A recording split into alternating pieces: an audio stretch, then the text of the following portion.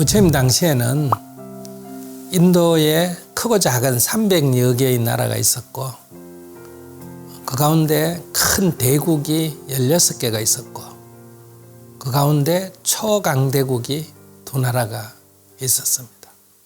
중국의 역사로 보면 춘추 전국 시대와 비슷한 그런 시기였습니다. 그러다 보니까 전쟁이 아주 많이 일어났습니다. 그러니까 이런 일에 대해서 부처님은 어떤 입장이셨느냐. 하나의 예는 이건 작은 나라인데요.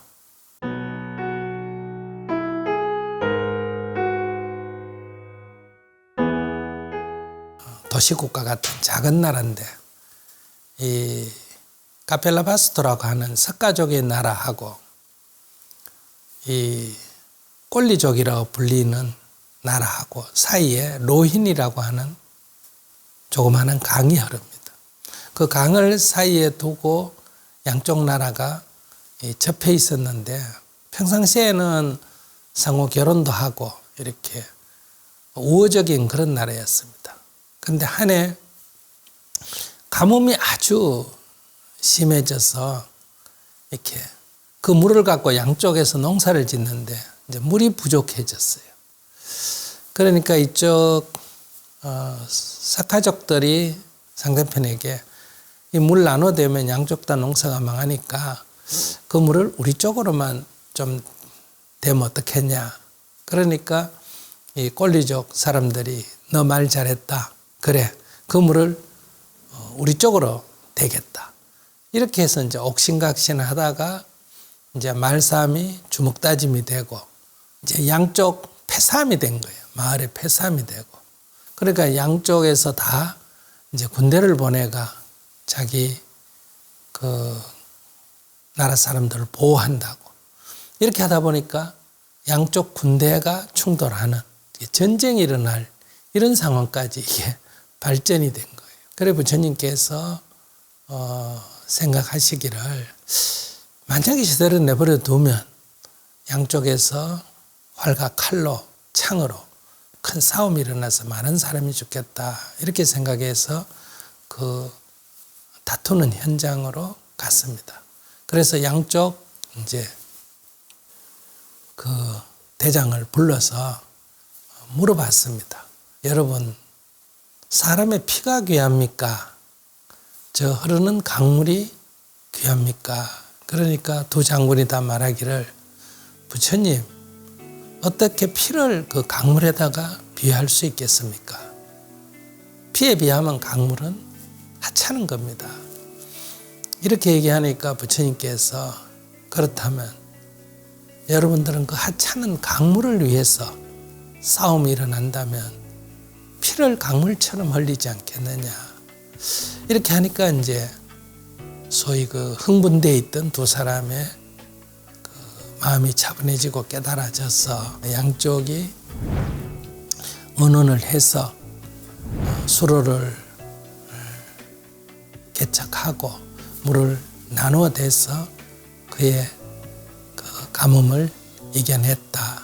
이런 기록이 있습니다. 그래서 평화를 얘기할 때는 이 로히니 강물의 그 싸움을 말린 이 부처님의 말씀이 가장 대표적으로 인용이 되고 있다. 그때 부처님께서는 이렇게 말씀하셨어요. 미움이 있는 가운데 미움 없이, 증오가 있는 가운데 증오가 없이 우리 행복하게 살자. 다툼이 있는 곳에 다툼 없이 우리 행복하게 살자. 이런 식기를 노래했다고 합니다. 또 하나의 사건은 이제 부처님은 카펠라바스토의 석가족 출신이고 그 2대 강국 가운데 하나가 코살라국이라는 나라인데 이 코살라국의 수도가 부처님께서 가장 오래 머무셨다고 하는 시라바스티 사위성이 있고 거기 기원정사가 있는 곳입니다. 그런데 이 코살라국의 왕이 이 부처님의 귀의를 해가지고 부처님을 너무 존경하니까 자기가 이 사카족의 공주하고 결혼하고 싶다. 석가족에게다가 요청을 했습니다. 그러니까 이제 석가족들은 나라는 작고 하지만 자존심이 아마 굉장히 강했나 봐요. 공주가 시집 보내는 거는 수치다 이렇게 해서 예쁜 하녀를 이렇게 공주로 위장해가지고 시집을 보냈다고 합니다. 그렇게 해서 이제 그 사이에 이제 왕자가 태어났습니다. 이름이 이제 비루다카, 다른 데는 뭐 위도다바 이렇게도 부르는데요. 근데 그 후궁들이 있으니까 많은 왕자들이 있잖아요. 그럼 다 자기 어머니 따라 이제 우리로 말하면 외갓집에 가는데 이 비는 하녀 출신이지 않습니까? 그러니까 고향으로 안 가는 거예요. 그러니까 아들이 하도 가자고 졸르니까 7살 때쯤 된가가 처음으로 이제 데리고 카빌라바스트를 방문했는데 이제 큰 나라에 왕자가 왔으니까 물론 잘 대우를 했죠. 이렇게 하고 이제 머무르다가 돌아왔는데 이 왕자가 뭔가를 잊어버리고 두고 온 거예요. 그래서 이제 차들어 돌아가니까 그 하녀들이 방을 치우면서 소금을 뿌리고 막 에이더러 이러는 거예요. 그래서 이제 돌아와서 어머니께 왜 이런 일이 있느냐고 물어서 이제 사실을 알게 된 거예요. 그러자 이 왕자가 석가족에 대한 굉장한 그 증오심을 갖게 됐다. 이런 역사가 있는데 이 비루다카 왕자가 나중에 성인이 되면서 쿠데타를 일으켜가지고 아버지를 내쫓고 왕이 된 거예요.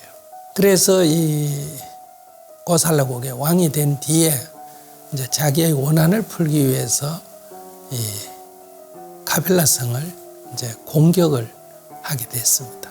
이렇게 이제 군대를 끌고 공격을 할 때 부처님이 떼약볕에서 딱 명상을 하고 있었어요. 그러니까 말에 내려가 세존이시여 왜 저기 반얀틀이나 좋은 숲이 있는데 그 그늘에 가서 명상을 하지 않고 이 떼약볕에서 합니까? 그러니까 대왕이여 친족의 그늘보다 더 좋은 그늘은 없습니다. 이렇게 얘기했어요. 그러니까 왕이 부처님을 지나치지 못하고 다시 돌아갔다. 돌아가서 또 며칠이 지났는데 생각해보니 또 울분이 치솟는 거예요. 그래서 또 군대를 몰고 오니까 부처님이 또 거기에 앉아 있었다. 이렇게 이제 3번을 부처님께서 혼자서 막았습니다. 근데 이제 왕이 이제 마지막에는 이번에는 부처님이 계신다고 해도 나는 군대를 몰고 갈 수밖에 없다 하고 결심해서 오니까 부처님이 계시지 않았습니다. 그래서 결국은 부처님의 친족인 석가족이 전멸했다. 이럴 때 그 세속적으로 그 침공을 한데 부처님이 힘으로 막지는 않으셨다. 홀로 그렇게 설득을 했죠. 그러나 그 설득이 통하지 않을 때 힘으로 대응하지는 않았습니다. 이런 문제가 저희 배운 스승님인 삼대종사께서는 우리가 평화적으로 많은 사람을 동원해가 데모하는 거 있지 않습니까?